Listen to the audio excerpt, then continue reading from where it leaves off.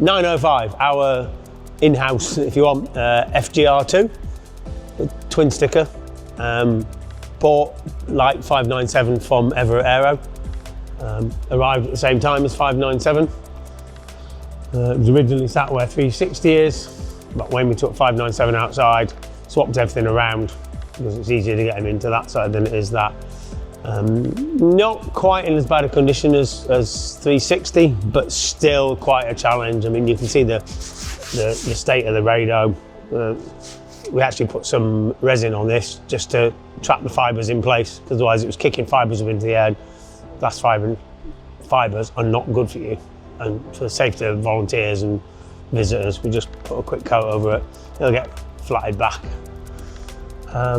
This was parked up at North Luffenham in, I'm going to go Northamptonshire, for quite some years as a decoy, and unfortunately while it was there it suffered quite badly, mostly vandalism. You can see where it's been holes smashed in it. It'd been shot at. The canopy is kicking around over there. It came with the front canopy on, which came off last week. Relatively straightforward, to be honest with you, but it's got bullet holes in it. Someone's taking pot shots at it. It's also where that light is. You can see there's a part of the transparency in between the two and missing for the same reason it got shot at. There's a few other dents and everything. Ongoing work with this is in the same vein as 360 in that because it was sat, even though it had a canopy on it, it was open and it was sat exposed to the elements for many, many years. The inside has suffered for that. It's quite badly corroded. Everything inside is rusty or bad.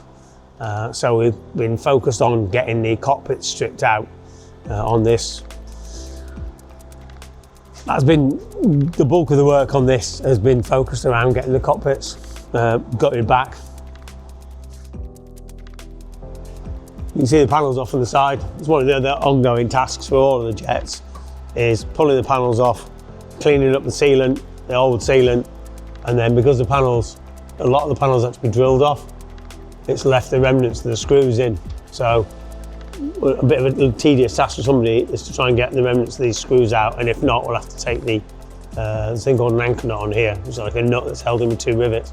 We'll have to take the anchor nuts off and either replace them or then try and get those out on the bench, plus inspect, clean, repair, and then recoat the insides of here. You can see once again the weather's got in, poor thing.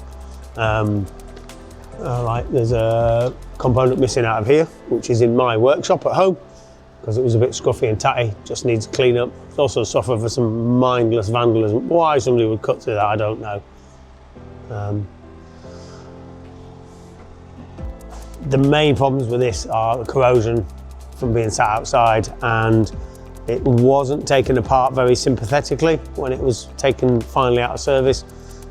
You can't blame the guys who did it. You know, they never expected it would be restored. It was taken out of service, and I guess they expected it to be cut up for spares.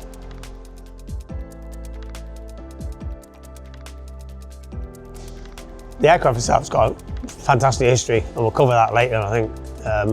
There have been 2 different pilots who have made quite valiant attempts to kill it, and it survived both of them. One big horror show we've got to deal with is all this mess back here. You can see all this furry stuff. And that's, unfortunately, that's where the stabilator mounts, and that's going to need swapping out. Luckily, we do have a spare one. So all that's going to have to come out, but that's some major structural work. That's weeks and weeks of work there to get all that out.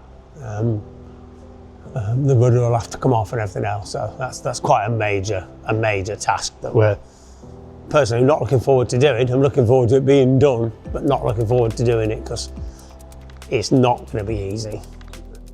Well, the major plan for the restoration on this is to put it back to right back to the beginning as far as markings and modifications are concerned.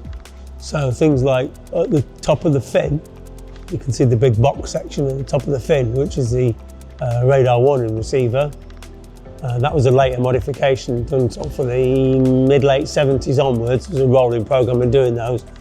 That's going to get removed, and the top of the fin will be restored to how they originally came. It didn't have that, and the large wing-looking appendage sticking out is what's known as an instrument landing system blade aerial. There's one either side.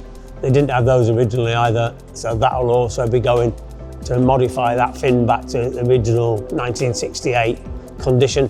There's a few other small modifications to do inside, but mostly centered around the cockpit, instrumentation, the type of ejection seat, etc. And then it'll get resprayed into appropriate colours for 1968, which is a long way off yet, but you know, this restoration project is just a step-by-step process. There's just a huge amount of steps to take, and sometimes you take a lot of steps and you look back and think, we're not actually any further on, but you are. It's little by little.